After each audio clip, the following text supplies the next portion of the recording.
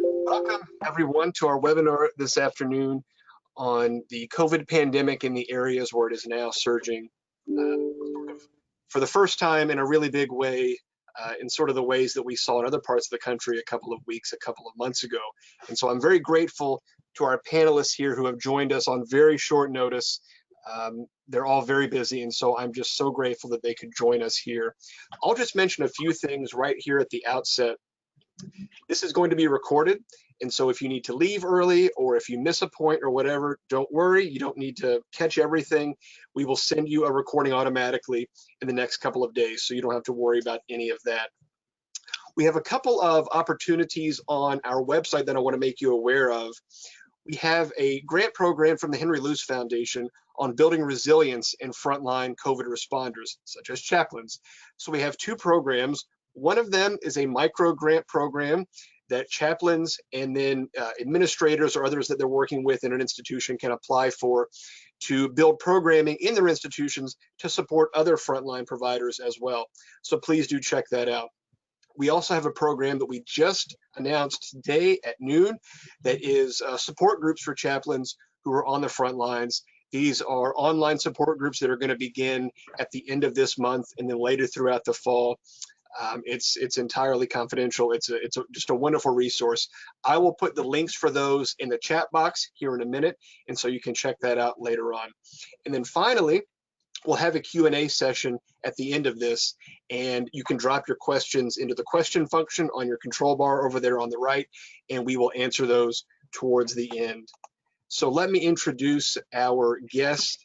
We'll start with Stacy Auld, who is the Director of Spiritual Care and Education at Houston Methodist. Stacy will introduce herself at a little bit greater length here in a second. Then we have Erica DeLoney, who is a ACPE certified educator at Emory University Hospital, Midtown. Dr. Jacqueline Kelly, who is at Jackson Health System in Miami. And then finally, Reverend Robert Kidd, who is the Director of Spiritual Care and Values Integration, also at Houston Methodist, there with Stacy. Stacy, I will turn it over to you. Thank you all for joining us. Take it away.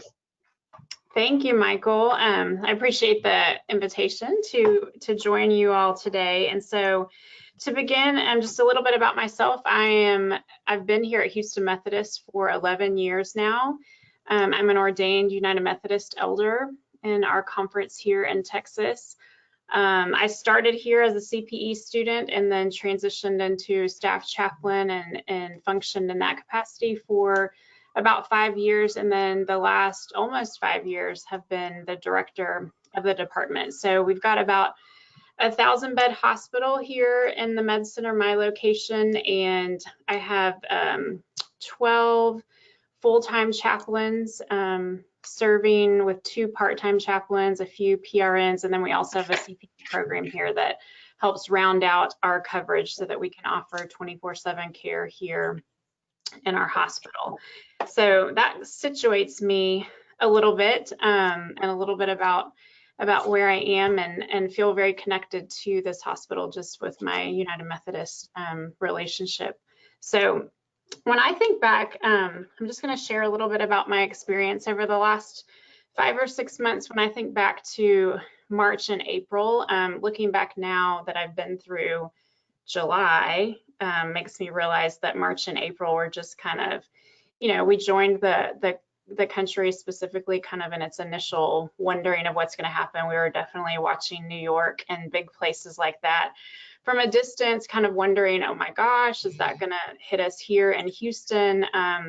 But we just began like major preparation mode where we were preparing for the possibility of it to feel and be more like New York, and then it never really did. We had kind of done the lockdown and stopped, kind of flatten the curve and all of those things. But then I think what happened here in Texas is that we started opening things back up in March when we all started to take a deep breath that it wasn't as bad as we thought.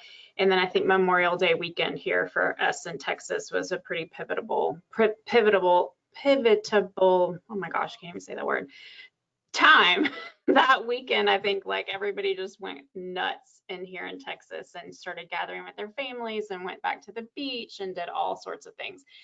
So come like middle of June is when we started to see this major uptick again. And what ultimately ended up being 4 or 5 times the number of patients that we saw at our peak, which now looks just like a little bump when you look at the maps back in the graphs from March. So I would say this last from about middle of June through just maybe last week has felt like the most difficult and challenging time that I've experienced in hospital chaplaincy. You know, we had a lot less, we had more med-surg patients than we did ICU patients in the beginning. So our ICUs, we didn't have as many ICUs going, but the people that were in the ICUs just seemed to like never be able to get out of them. They were, so we had a lot more death that the staff has been experiencing over the last 6 weeks. We've seen like whole family systems be affected by it. So you could have like, you know, 4 or 5 members of the same family have been here in the hospital and all like next to each other in ICU beds, which is like, that dynamic has taken on a completely different feel and toll for us too. And then we've started to experience some death among our own employees, which I think just then takes things to another level. None of that we were experiencing in the beginning. So I think that's what makes it feel a little harder right now. So because of that landscape that I've just painted now about what it's been like, when I think about patient care, some of the things that have changed for us, like everybody, has been more, you know, more virtual care. We are in that little breathing time of May when we felt like things were slowed down, but we knew this could surge again at any moment. We did a lot of prep work. So we were making sure all of our chaplains felt really comfortable using platforms like Google Duo to be able to connect families to their loved ones. Because all the while, the visitation policies never changed. So we were still not having a lot of visitors. So even though it wasn't COVID related, we were still real limited with how many people were here. So the chaplains were getting real well versed on how to use virtual things like Google Duo. We were all kind of brushing up, if you, for lack of a better phrase, like on our interfaith rituals. When we knew our Catholic priests couldn't be in here all the time, and we knew all these other faith traditions that we normally are inviting in really easily and quickly to meet some of the needs, we knew that that wasn't happening. So we were just making sure that we were solidifying our resources in the community, that doing, you know, prayers of commendation or last rites for our Catholic patients, that we felt confident and able to do that when we couldn't have a priest to come and do that for us. So we were doing a lot of that in that in-between time.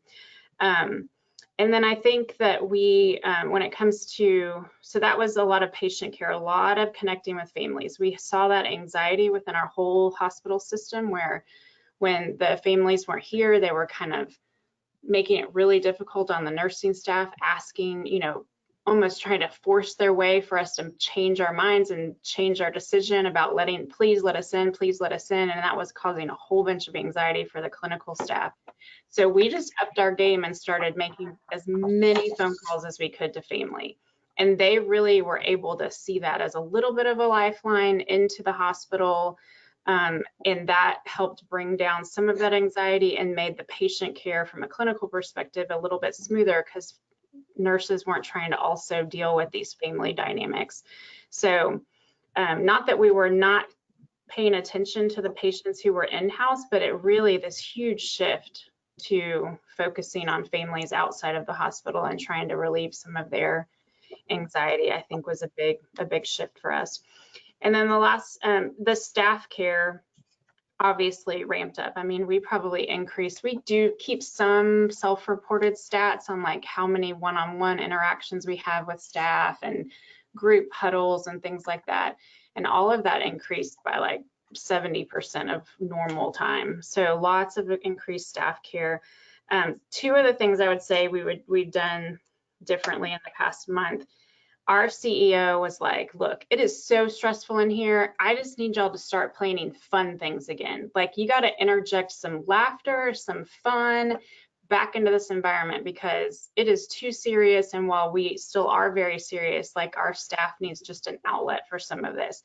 So our CEO formed for like an employee morale command from our whole system that I've been a part of. So we've been brainstorming anything from like more continued food deliveries to, we made our tea for the soul that we normally take a tea cart up and offer that as a communal thing. We made individual bags with like tea and candy in the individual bags. And we initiated an adopt a unit program. So our non-clinical staff was adopting the clinical units and just showering them with gifts throughout the weeks. And so a lot of staff care. And then right now we're also in a stage where we're trying to remember all the loss that people have experienced during this time. So Bob may talk more about that, but we are starting to plan a service of remembrance for our system now, because enough death has happened that it feels time to acknowledge kind of all of that loss.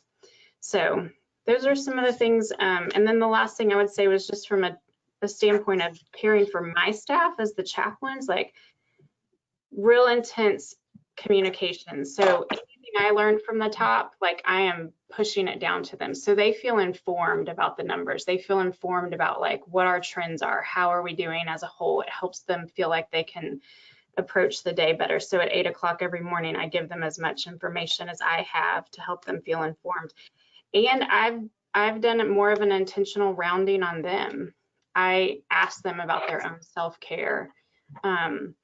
I do check-ins with them. Not a lot of people are adopting the chaplains as a unit, but I've found people from the outside in the community and said, hey, what do you want to do for our chaplain staff? There's anything would be appreciated.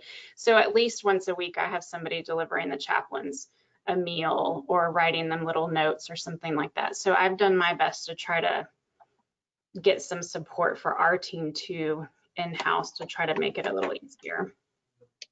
So there you go, some of my thoughts. Thank you very much, Stacy. And so much of what you just said echoes things that we've heard elsewhere, but there is some innovation there as well that I want to circle back with towards the end. Erica, let's turn to you next if we can. Absolutely. Hello, and thank you so much for this invitation, Michael. I am Erica DeLoney. I am a certified educator candidate at Emory Midtown Hospital in Atlanta, Georgia. And I'm also provisionally board certified as well with APC. And similar to what Stacy said, we kind of had those same trends back in March. You know, everything kind of hit. And then in May, it seemed like it was going away. And then again in June, we had this surge come back. And so, you know, just kind of feelings of like, yes, is this over? But not quite sure what's happening. In very similar, like Memorial Day, 4th of July, people got back up. We kind of reopened too soon. And it's definitely been challenging to not repeat what Stacy said. We too have had to up our staff support in many different ways. Our staff is tired. You know, one of the nurses said the other day, you know, sometimes trouble hits and there's an end in sight, but there doesn't seem to be an end in sight. And so they're starting, you know, we're trying to do all we can to keep them from having fatigue, compassion fatigue, burnout, you know, the fear of taking COVID home to their families, just so many concerns, you know, not being able to do things the way that we used to. And so our admin team as well has incorporated a lot of different things for our staff. We've been offering music, like actual live music playing in the lobby. I've been playing piano with one of the admin team. He plays violin. And so that's something we offer. Free lunch. We actually had a Zoom DJ party one night on a Friday night. Our admin team did that. And we also, one of our residents came up with a pause moment in the middle of the day, just going up and checking on our staff to see how they're doing, breathe, you know, where are you today? Just those kind of check-in moments.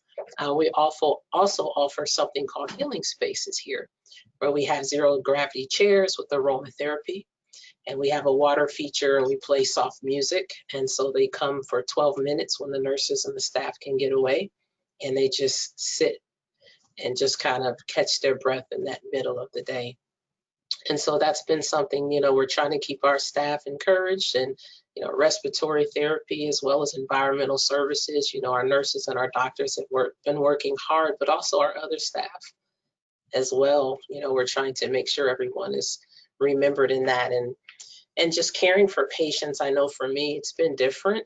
When you're used to, you know, in loss and death, you can't touch people anymore. You have to maintain distance. You know, when people are grieving, you have to think about safety. You know, when family members are coming, are they positive? Just all of those unknowns. And it's been different in how we've been caring for those patients, and that, you know, phone consults when patients are COVID positive, we no longer go in the room. So having to connect with people on the phone with a voice, trying to be present, you know, without being able to see them face to face, it's been different. Zoom visits, you know, with families, like, can I just lay eyes on my loved one? That's been different. And having to see family members come to our doors and say, I'm sorry, you can't visit, you know, and supporting our staff and our public safety that's telling family members you cannot come in. It's been challenging, and it's been hard. But you know, we're working hard to do what we can at all of our sites, and prayerfully, you know, the numbers will go down. As you know, in Atlanta, we've also had, you know, challenges politically here. You know, and that's been reflected working in Midtown as well. You know, some people wear masks and some don't. So just hoping that we can come together and unify and curb the numbers here. So every day, you know, we have our daily huddle throughout the hospital. We hear numbers, and we're just hoping that we can gain control of it and keep providing care until that time comes, that the numbers start to go down. Mm-hmm. Yes. Wonderful. Thank you, Erica. You're welcome. Jacqueline, let's turn to you next and hear about Florida. Okay, well, thanks for having me. I'm Jacqueline Kelly. I direct the Clinical Pastoral Education Program, and I'm the Director of Pastoral Care for Jackson Health System. We are multi-locations. So as far as our stats, we've been very high from the very beginning. As a United Methodist minister and a person who has been in Florida now for 8 years, I came here. I'm from North Alabama Conference. I came here to Florida. So it was a real transition because our campuses are spread out. So we have the main campus, which connects with the University of Miami Medical School. And we have Jackson North, Jackson South, and we're building Jackson West. So we had a new rehab hospital opening up on our main campus right as it started in March. We were watching the news in New York to see what was going on there.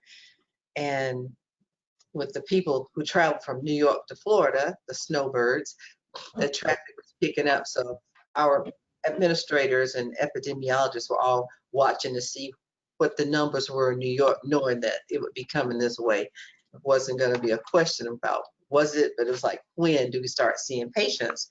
So when it opened up, I would say in March, the difference that our chaplains and the other administrative people who were listening to the nursing staff was, this is scary, because here we have patients who are crashing so fast and they're coming in so fast.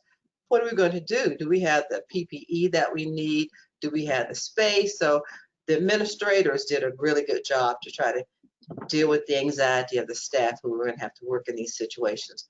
And it was apparent quickly that because of the acuity of the patients, you couldn't have family members visiting. So we had to shut down things quickly to say no visitors, because we're not sure how these infections are coming. Because there were so many questions about the, corona, COVID-19. So it was the questions from the people who are dealing with the patients who are so sick, then the questions of the people who are trying to look at the environment to see what's happening and how we're looking at the communities around us. So I think the main things that happen, because we have a small staff here. We have 2 Catholic priests, part-time, a part-time rabbi.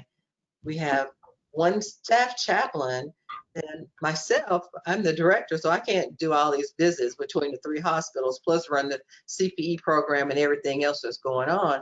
So working with my interns and the residents was a good thing. I needed to get them on board to get over their fear. So I think mainly education was really good as far as the administrators telling us what was happening, what they knew. then being creative to find out what is the pandemic exactly? What does that mean? How have they been dealt with before? To take the fear out of the staff, because this was my first time. We've had Ebola, Zika, we've had all kinds of things that pop up on the screen because people are traveling through Florida all the time. But this was the first time I had really seen the staff with that kind of panic, like that anxiety and the fear that family members aren't here. We don't know the patients. We don't want, people are dying in front of us quickly. So how do we deal with it? So my being able, it's like I have this little sign in my office and it says, lead the way, be the light that leads and the inspiration that lifts others to excellence. So that became my kind of mantra. I had planned on doing some mindfulness with the students anyway, as part of their, one of the didactics, to say, we're going to see, we're trying to get our section was going to be changing from the pastoral care department to spiritual care department. So it kind of fell into place that the mindfulness part would come in, and looking at being mindful. How are we feeling? What are we thinking? And keeping that communication to talk with the residents and the interns and the staff. And when the letter came from the Pope that said that the priests didn't have to go into the room, they didn't have to do the anointing of the sick, they could pray from a distance, they didn't have to do those kinds of things. So that was like an official thing that we had to be able to tell the family members who were Catholic, who were calling, demanding that somebody go do something, to realize the priests can't go. The Pope has said it's okay. And here's the edict that I can read you that says the family's covered, the patient's covered, they were being prayed for, but there's no reason to be afraid that your family members' needs aren't met because the priest isn't there by the bedside. Plus, that helped the staff members who were concerned from the rituals of what they thought was important, to see why the chaplains weren't going into the rooms, the priests weren't there, the rabbi wasn't there, because we had to deal with PPE, making sure that we had enough for the staff, the people who were working with the patients. So we didn't need to have that draw from the chaplains needing to go somewhere. Plus, we don't want to expose people. And some of the things that we noticed by telling people we can't have family members visit because we're trying to shut down the spread of the disease within the staff members, or you're getting sick and taking it back out into the community. I think that's the thing about the education. Our administrators, our CEO has this thing called, it's like we bring, now they're doing it on Zoom. We used to have the town hall meetings, so everything's Zoom now. So they put it where there are questions and answers. People can find out whatever their concerns are. If you see something, say something's going on, we can put it out. So that took away the secrecy, to let the staff know we care about you. We care about your concerns. We're listening to you. Tell us what's going on. So from March to May, that was our first surge. And things started settling down. We had gone down to about 100. Of course, like, you know, Memorial Day came, parties came, party beach things, clubs opening, the curfews, because we had curfews early from 10 o'clock to 6. Only essential people could be out. So it was okay. Then our number shot right back up 200, 300, 400 plus. So today, like, we're down to, I'll say, 359. So we're hoping that the numbers will keep going down, because they had to decide, we're going to have to put restrictions on, close the restaurants, shut down bars, shut down the parks and the beaches, no theaters, to go back to trying to bring some sanity. But the only, I don't know how your areas are, but like here's Miami-Dade County. Miami-Dade might have one thing, Broward has another, Palm Beach. So if one area closes down, the people just go up the beach, up the coast, spreading the disease. So it's like, we can see that there has to be some kind of continuity and unity where people are thinking. And that's the same thing I have to tell the chaplains, to help them to understand. We know what people in your communities are saying. Your family members are worried about you. People have a lot of questions because they don't know who to trust, what's on the news. So for me to think about, what do we have to do to help people? And this goes back to that community. How do we community correspond? How do you have, we had a thing called Pause for Peace, and that would be every day, 9 o'clock in the morning, 9 o'clock at night. Our PR people worked it out, and I was a part of it. And they had clergy in the community, whether it was the Monsignor or the bishops or the pastors or a yoga person or imam. They did like a 10-minute spiel to talk about something that was helpful, and people would listen in at 9:00 a.m. and 9:00 p.m. and they would have some meditation or exercise or yoga thing or whatever to the staff could call in, and then they videoed it. So if they missed it at night or in the morning, they could see it. So the community came together. We tried to draw community resources. Restaurants were bringing food and all kinds of gifts and things to the staff. But of course, with this second surge, a lot of things like that aren't happening because a lot of businesses have been hurt and hit. So it's like, how are we using the resources that we have in the hospital to try to do what we can? We're a county hospital, so we don't have a lot of technology to say, well, every room's going to have an iPad or cell phone. So with what we have, and I'm working with the administrators from nursing now to say, what do you have? What is communication that you have that we can kind of tie some more things together since we're limited? I have a new group of students coming in next week to say, this is how we're going to do ministry, because this teleministry, a lot of the chaplains don't feel comfortable doing it. They want to touch and hug and do all these things. So getting this technique down to say, let's do what we can. We'll do the tea for the souls, but that's for the staff on the COVID floors. You can't go on those floors. You can go to the lounge and maybe we could take some things, but it's that balance to kind of say, how do we minister to those that we can? The ones that we have to keep a distance, we will. And it's being creative. So I maybe said a lot, but we're learning as we go. We've looked at New York and learned a lot, and we're looking across the country. And I'm thinking reaching out to other chaplains to see what's working in your area. It's going to be helpful as I keep trying to recreate to say, what is pastoral care and ministry really about now? Thank you. Thank you. That's wonderful. Bob, we'll turn to you finally here, and I'm anxious to hear sort of your perspective from seeing things maybe a little bit higher level, and what's happening from your perspective. My name is Bob Kidd. I've been at Methodist Hospital, Methodist system for 32 years now. I started out as a staff chaplain, and over the years, I'm now the system director for spiritual care and values integration.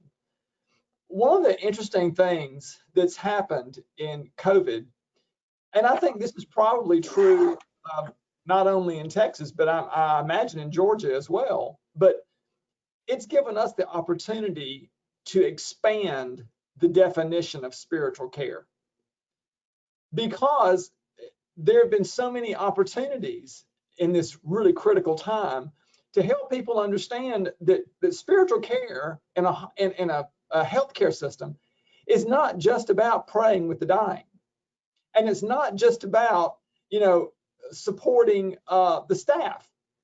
It involves spirituality, involves our whole well-being, and depending on how you define that, that's how we plug in. And to me, that's the genius of professional spiritual caregiving and healthcare, is we interpret spirituality so broadly to accept our diverse communities. I think one of the things that for me was most striking in this pandemic was after George Floyd's murder, I have never seen the level of communal outspread outrage. And his death at Houston Methodist opened up this wound of racial hurt that we all knew was there, but now it was out in the open. It was being talked about in a new and vigorous way, and spiritual care was called upon to step into that, in addition to the pandemic. What was really a metaphor for this, we probably, like many others, we decided to do an online event that sort of helped us mourn and take care of ourselves in the midst of this pandemic, and we were going to do it in June. And then right before we were set to launch this, we'd scripted it. We were in the process of creating this online event. Then George Floyd was murdered, and then we realized we had to retool the whole thing. And so my point is, there have been so many things that came together during this pandemic that call for spiritual care. I think it's been an opportunity for spiritual care to collaborate in ways we not dreamed of before. It pushed us to innovate quickly. I mean, frankly, come on. All of us that have been in spiritual care for a long time knew that chaplains had to get better at technology. We knew this. But this took away our good options and basically said, no, you've got to do this now. And I think we, across the nation, rose to the occasion. One of the things, just administratively, that we found reason to do here in Houston Methodist, the spiritual care directors, many of them have partnered with their CEOs to get to arrange virtual town hall meetings for the CEOs to talk with community leaders and reinforce the message that the CEOs want to give, which is, please, it's a safe place. Come back to the hospital. If you have medical needs, don't stay home. Come to the hospital. We're moving heaven and earth to make it safe for you. So that was one of the ways that I think our directors tagged in with their executives. I also think it's been really important for spiritual care directors across the nation to be mindful of our role as encouragers and spiritual leaders, and to take that on in undreamt of ways. Like many people, we've been doing a lot of video reflections where we video them and we put them online for people to use, when they can.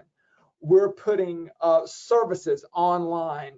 Coming up, we're doing a huge system-wide service of remembrance for people who have died.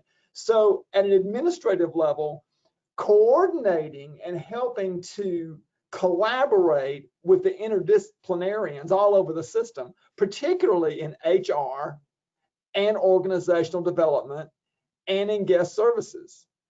It's been a trying time. It's been very difficult, but I have to say, I think it has raised the stock of spiritual care in a remarkable way.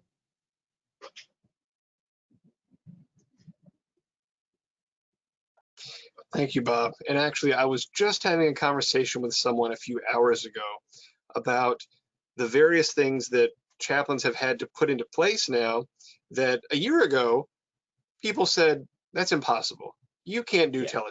See, that doesn't work. This is not feasible. It's not the same thing. And I think we all know it's not exactly the same thing, but suddenly it's gone from you can't do that to if you're going to do anything, this is the only way to do it.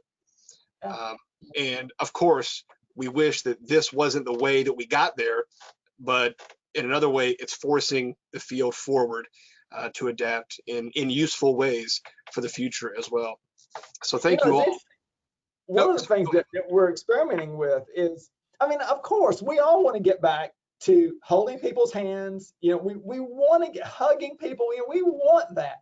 But one of the interesting things that we're doing here is we're beginning to explore how we can use text messages to incoming patients to let them know automatically about the availability of spiritual care. And so what it's enabling us to do is to listen to other disciplines, how they're using technology, and figure out how can we leverage this to do things that we couldn't do before. If you're like me, I'm so tired of thinking of things that, gosh, I wish we could do, blah, blah, blah, blah, blah. But instead to think, okay, what is this going to enable us to do that we couldn't have done? And I think we're finding some stuff like this. I want to get into some of the questions that we've had come in. And actually, I have a couple of questions as well that I'm going to inject into here because they relate to what our audience has been asking. Stacy, I want to ask you, you mentioned the you know, obviously in a healthcare setting, death is just a part of daily life, but just really ramping up so quickly. What kind of impact have you noticed that having on the staff of just the intensity and the frequency, and not only among patient populations, but for staff as well? What has the impact been on staff, and how has spiritual care responded to that?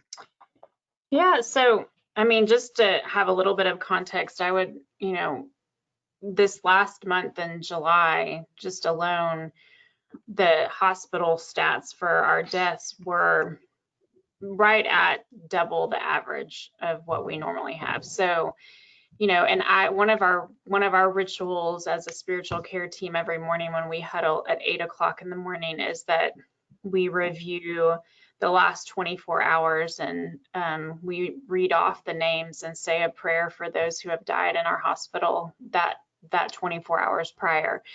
So this morning I read 17 names off the list over from the weekend, and like that has become a really difficult way to start our Mondays. I mean, and that's been the norm for the past few weeks, is that I'm reading anywhere from 15 to 18 names. And so, and then when you look at that kind of by breakdown, I see that like one chaplain was there for 6 of those, you know, during a certain period of time. So, and then I see that like one particular unit, 8 of those was on one particular unit over like a 24-hour period. So then you do start to recognize like, okay, who is this impacting the most, and how can we go and make sure that we are attending to that and addressing that. So other than one, just being mindful of those details, like where are these happening? Who could this potentially be affecting, and then deploying a chaplain to those areas to name that specifically, and like huddle the team and the CICU that had these, you know, was the most affected over the weekend. Like there was intentionality of deploying the chaplain there this morning and huddling their whole team together and saying, look, you might not have been the ones here over the weekend that experienced this, but collectively your team has. Let's take a moment and just acknowledge this and debrief this. And there's not a whole lot of debriefing that's going on when you've got to keep moving and there's still patients there. So it's not a formal debrief, but I think just that intentional pause and the intentional acknowledgement, that's what we've learned too. And we hear feedback from our staff is that just the fact that somebody is coming up to their unit and acknowledging that this was their experience is more than half of it. It's like, oh, somebody noticed that it's been hell up here for the last 24 hours and that we are just, and so there's no magic to what the chaplain's doing, but I think the acknowledgement, we are a very communally prayerful place here. So like they want to pray with each other and pray for them as a team. And so offering a word of prayer for them, I think is just the little things that we're doing along the way to just try and sustain it in the moment. Now, I asked that question as a lead into this one. This is a great question that came in, and I want to open this up also to Erica and Jackie as well. This person specifically mentions PTSD, but I think we can expand it out a little bit. How are you dealing with PTSD for staff, family members, and patients after they leave your facilities associated with anxieties that are COVID related? And maybe I could tweak that question a little bit and say, how are you dealing with kind of the long-term, you know, the rubber band of this, of, okay, this happened, and then it's a day later, it's a week later, it's a month later, and staff's trying to deal with it, families are trying to deal with it. How are you seeing that manifest in ways different from right when it's in the middle of it happening? I think one of the things that's happening for us, since the families can't come to the hospital, so there are no families visiting here. And that's been going on for months, so they've gotten used to it. They can talk to us on the phone. If the chaplain can contact the family through information in the chart, and we can communicate. So if things aren't looking well, you're hearing that anxiety from the family member, and through the phone calls back and forth, and hopefully you're going to direct them to their own clergy or minister connection in the community if they have somebody, right? So it's not like the chaplains are the only people who they can talk to, because we know we can't do it. So we're trying to connect them with their own spiritual leadership. The staff, of course, they're here day after day after day after day, and they're seeing it. So the things that we do to try to bring a new norm into the unnormal is to be there to listen. But of course, if they're in a COVID floor, the chaplains aren't there walking around with them to kind of, because they're busy with their patients, so they can't. So this is how we're trying to think, well, we have the chapel is open 24 hours a day. We have chapel services every morning at 8 o'clock. Then we have Catholic Mass at 11:45 Monday through Friday. And then we have the weekend services. So there are spiritual things going on, so the chaplains can, if they want us to pray, they can call the office and say, hey, we've got something going. Can you pray for us? Because this is a county hospital, so it's not that spiritual focus that everybody might say if you were a religious-based hospital or something. So I feel like it's a process of staying on top of what's going on. Like the communication with our hospital, we have these little bulletins come out every other day at the end at 5 o'clock to say, this is how many COVID patients we have. This is how many we've had dismissed this week. This is how many staff members are testing positive. And it's not like the secrets are here, so people can know that we understand that even the staff can get sick. And we've had at least three people who died from the COVID. So we recognize that they're working on the front lines. They're the heroes, and we want to keep pushing that as the idea. But I think the main way of dealing with anxiety, whether it's a family member calling from out of state even that might have a person here, is to be that presence, to listen to them, to say we're doing what we can. We'll check with the staff. We can, if possible, give them information that is helpful. Pray with them on the phone. The prayer is important. I had one lady who sent me a message. She was really appreciative. She had called. Her husband she had been told was sinking away. He was going to die. She was in California. She couldn't come to Texas, so no members of the family were with him. And plus, they were Catholic. I'm Protestant. I'm United Methodist. And her thing was, when I told her, I read the thing about what the Pope had said, to say this is coming from the Pope, so she would believe him. It's not just the hospital saying we're not going to do anything. We can't. So she was okay with me praying with her. She said, okay, well, can you pray? And we can pray for my husband. This is the least thing I can do, to pray with somebody. And we have our priest. So I had the priest to call her, to talk to her, to see what could be helpful, to maybe have a mass or something in honor of him, just in case. We didn't know he was going to die so quickly. Well, it turned out once he called her and they had made a connection to do something later that evening when she had some more family members, unfortunately, the husband died shortly after she and I had talked. So she sent me this note to thank me for praying, and to thank us that even the priest had called her, and the fact that she did have that peace about the whole thing. So I think this, the anxiety and having the conversations to let from the top to the bottom, whether it's the housekeepers who are going into the rooms, or the respiratory people, or the people who are out in the fields, it's a joint thing. We all need to have the same consistent monologue. We're here for you. We care about you. The hospital can't allow people in. This is for your safety as well as for the people here, because we don't want the staff to get sick and then they're carrying it to the patients who are in the hospital who weren't COVID before.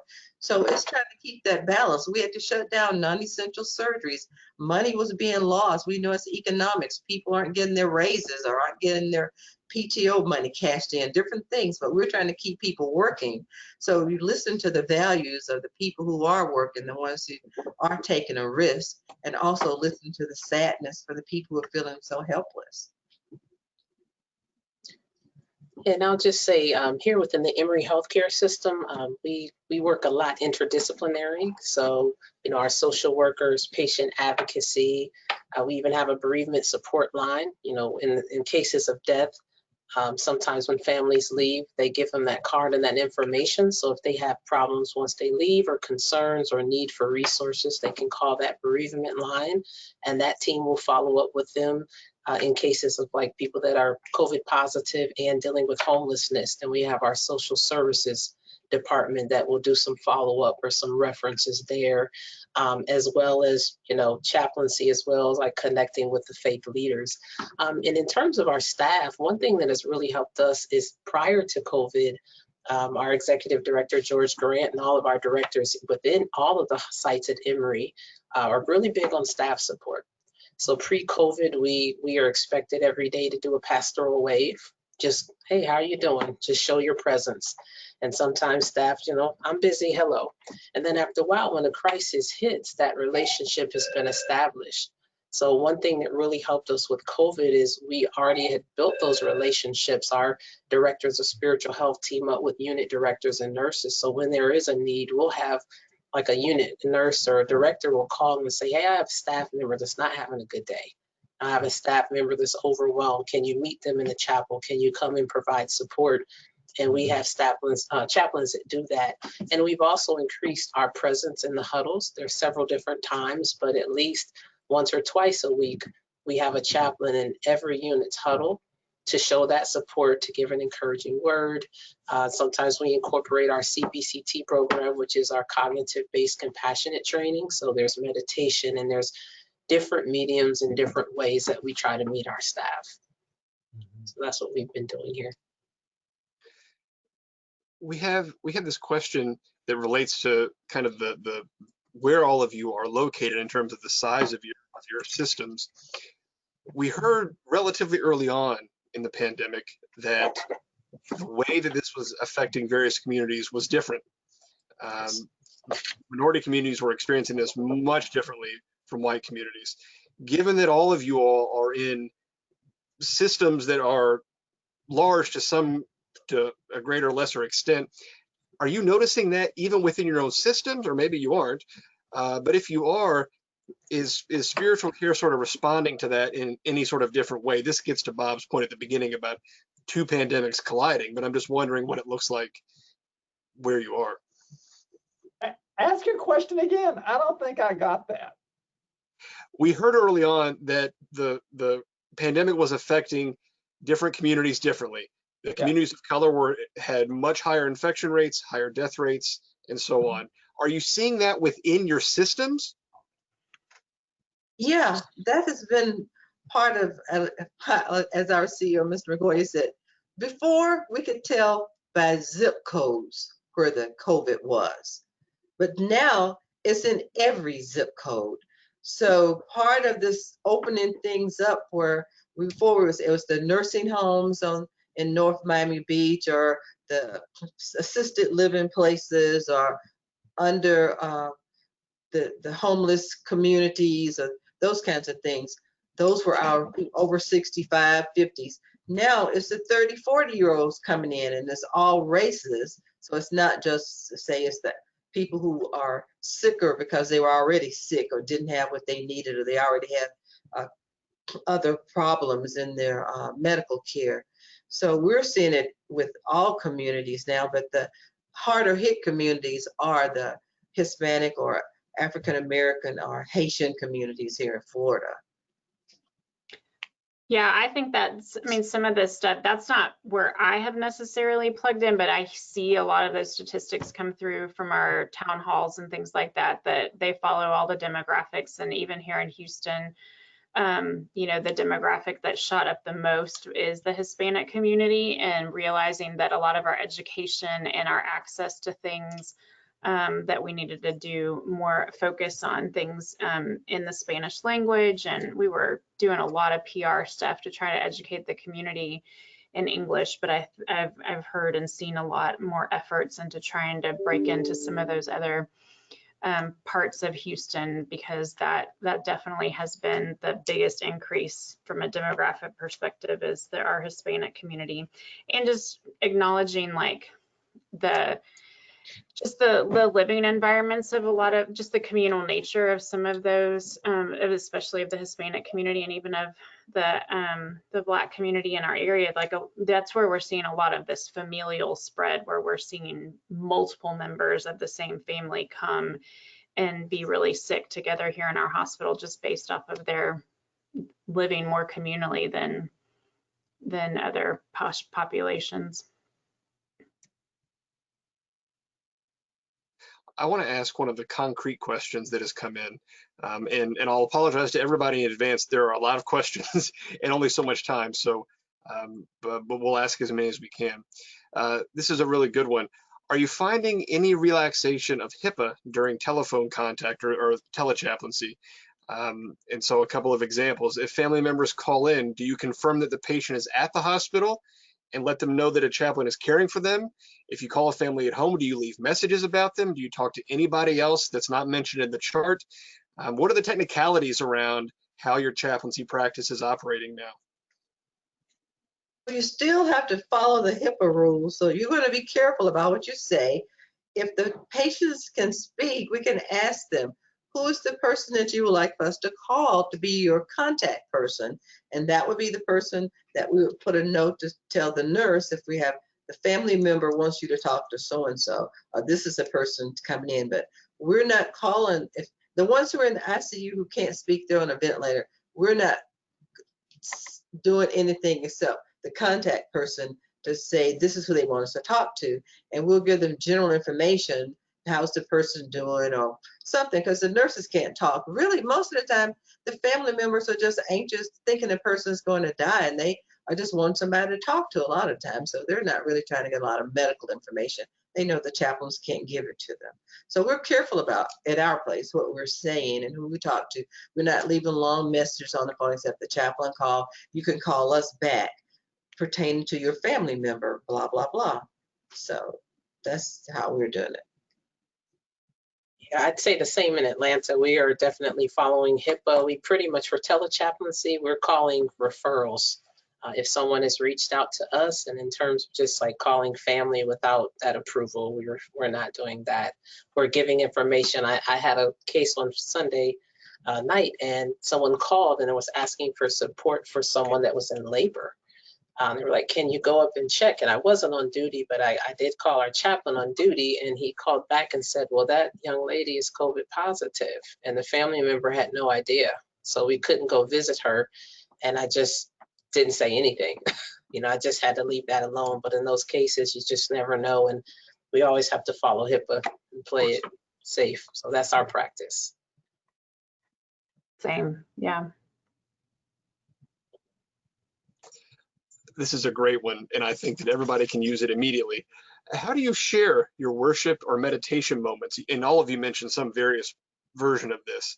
So do you do it, in physical spaces, on, you can do it on Facebook, Zoom, whatever? Literally, how are you bringing people into those moments? So one of the things that we did, and again, it was a collaboration, we started what has now been called, it's called the Taking Care of You email, and it's for our employees. And it was going out daily during a heightened time, but now it's going out like 3 times a week. So any of these recorded reflections or invitations to meditation moments, or maybe something from our Center for Performing Arts and Medicine that's has music, or our wellness team that has, like, they've done a video on cooking healthy, like cooking a healthy recipe or whatever. All this is like comes together in this one median, this one email that goes out to our employees. So we're trying to train our employees to think like anything for self-care, anything spiritually wellness related, like kind of go to this one email. And then when we've had these services, we've just advertised it as a kind of a live premiere viewing. And then it's pre-recorded, so we send a link. So we encourage people to kind of all watch it at the same time to experience the service together, but they're also emailed the link. So if they can't watch it at noon with the rest of us on the premiere day, then they could watch it any other time that might be good for them. Yeah, in addition to our 2 weekly chapel services, our spiritual health website, we've been different directors and residents have been uploading videos that are capturing moments of worship, reflection, meditation, encouraging words. So it's always there, not only for our staff, but even for ourselves. We do a daily wellness check with our chaplains as well to see how we're holding up. So that's always offered, and then moments of meditation throughout the day. On our hospital website, there's a place for COVID information, and under the COVID information is the spot where the pause for peace are kept, or there's a link to talk about chapel services of the chaplains, how to get in touch with us. And we're here 24 hours a day, 7 days a week. So if they call the operator can connect. And if somebody wants prayer, we'll do the prayer. Or they have a book in front of the chapel, they can make a note, and when they do morning chapel services, they can bring those things up. But we always tell the family members, we have chapel service in the morning, so if you want us to list your family member's name or to call some reference to them, if it's the priest who's going to do it, we can do that. But it's kind of like putting things in a one spot where the employees can find it if they need it, to go back if it was a meditation or something, to always have a link that they can get to easily. You know, one of the interesting things that we've done in our system, Michael, we have a text-based prayer request option where people can text the word prayer to a particular number, and then that takes them to a form that they can, you know, detail their prayer request, or they can ask for a phone visit with a chaplain. And we found that's just another way to put this in control of other people and help us to be more responsive to their felt needs. Wonderful. A few people have asked various questions about CPE. We can't go through all of them, but let me condense it down into one overall question. And Erica and Jackie, you both have spoken most directly about your experience in CPE. How did it change immediately? And how do you see CPE changing in the sort of in the near term into the fall where you are? I would say for us, it changed our interns. The way that we were doing internships had to change in terms of them being in the hospital alone. Our team had to really reevaluate that process for different reasons. Also, our residents just went out, and we have a whole new group that came in. So the ones that were here in March, you know, there was this immediate anxiety, kind of everyone's not sure, and then they left, and then you have a fresh group. So it was kind of good in the sense that they hadn't really been as tired because they came in new.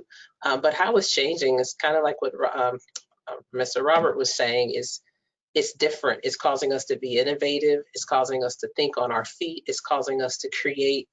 It's causing us to stretch. You know, how do you connect with someone on the phone? It's causing us to really think about our spiritual assessments and our intentionality behind what we do, and learning to connect with people in unconventional ways. So I see it changing in the future, you know, until this changes, like you said, in the midst of, you know, the pandemic with COVID and, you know, the racial relations in this country. It's just causing us to stretch. So I think it will continue to change as we're forced to be in this situation. But we're just, every day is a new day, and we're coming up with new ideas.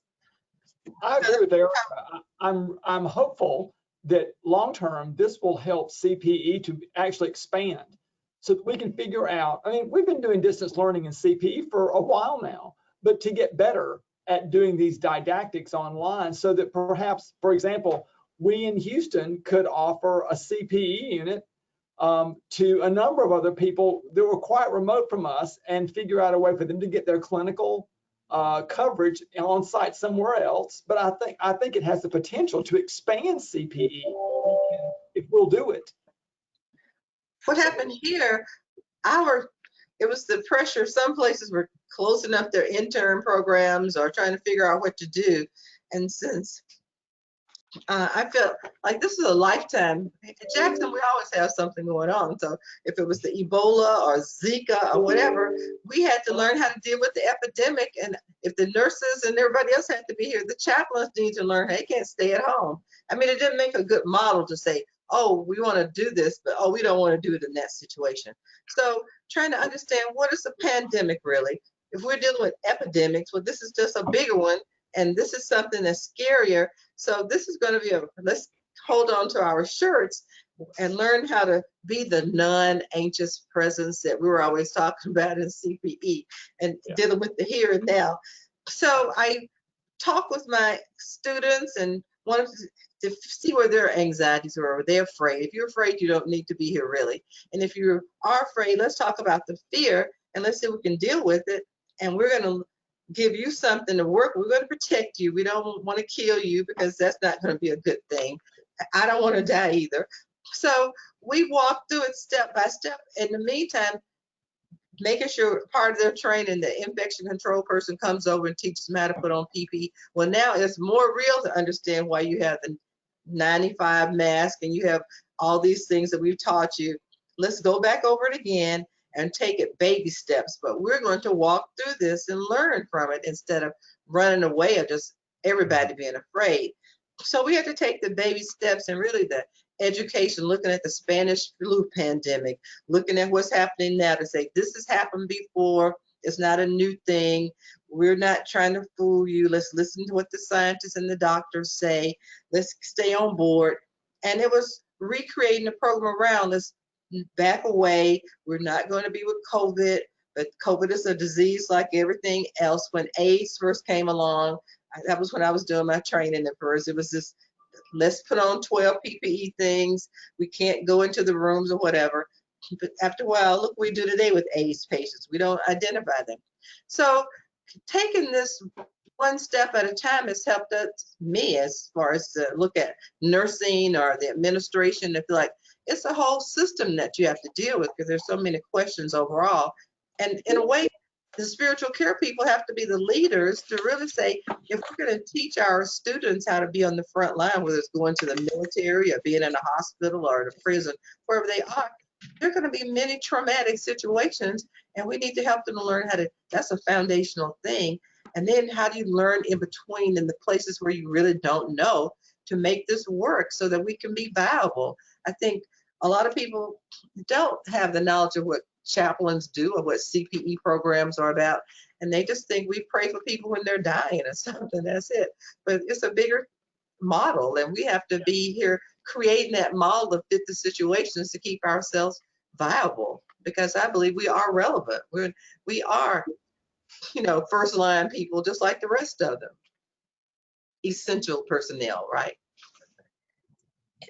Michael, I forgot to mention, I'm looking at our time, but when Bob mentioned the online program, Emory does actually have a spiritual health online program, and I anticipate that will begin to rise. And we're doing trainings on that, how to do education, and kind of, you can't read the room on Zoom as well, but just basic protocols like you can't mute your screen, in IPR. But we're learning those new ways of doing things. Like how do you connect as a group online, virtually? Well, this situation has forced everybody to innovate, and I'm very grateful that the four of you have been here to share how that's happened in your places. None of the methods are perfect. They weren't perfect before. They're not perfect now. But the adaptation has just been astounding, and I'm very grateful for the work that all of you have done. I just want to remind everyone, this was recorded, so you can always go back and watch it again. We'll send out an email here in the next couple of days that has a link to this recording as well. I want to invite everybody. We have a webinar on Wednesday that is a Q&A for the COVID micro grant program. So if you're interested in that, please come to that. And then we also have a webinar on Thursday that's about the pandemic and trauma, and how trauma is manifesting in the pandemic, and how chaplains can help address that as well. Thank you all for joining us this afternoon. I'm really appreciative of all your time. And until next time, have a great afternoon, everybody. Bye. Thank Bye-bye. you. Bye.